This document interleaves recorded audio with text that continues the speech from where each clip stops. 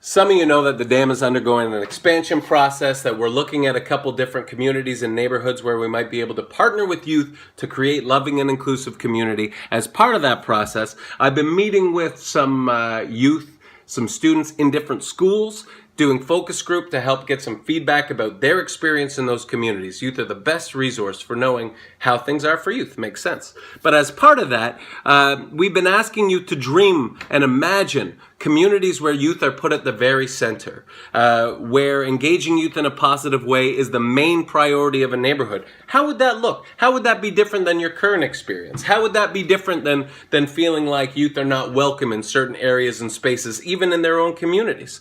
But I was with a group yesterday that had a lot of difficulty answering this question. And I gotta tell you, whenever dreaming and imagination and hopes and possibilities are put on the table and youth have difficulty answering those questions, it always makes me really sad, because hopes, dreams, possibilities, imagination, that's kind of the wheelhouse of youth. Youth are better than adults at keeping possibilities alive. They have better ability to think outside the box, be creative, be imaginative. It's one of the things that I love the most about working with youth, that they're not kind of fit into this box already of the way things are. But when that happens, when youth are unable to hope and dream, it's usually because their hope has been stifled in some way. It's been diminished.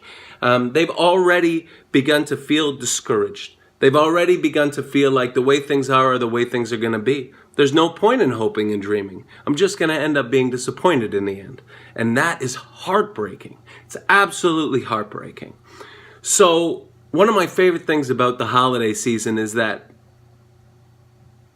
we get the opportunity to hope. There's a constant theme during the holidays that maybe what we didn't think was possible, maybe right now it is possible. And we can begin to muster up some of that hope again, some of that active hope that things can be different, that things don't have to stay the same. So my encouragement to you this holiday season is that no matter how old you are, you continue to do that. Hope and dream and imagine for how things can be even better in our communities, especially for those who are often on the margins, for those who are the most vulnerable, and that we would continue to create communities where, particularly among our children and youth, we're able to encourage the type of environment where hoping and dreaming and imagining is possible, where we hear those voices that think outside of the box and move towards some of those things and dare to dream that something else is indeed possible.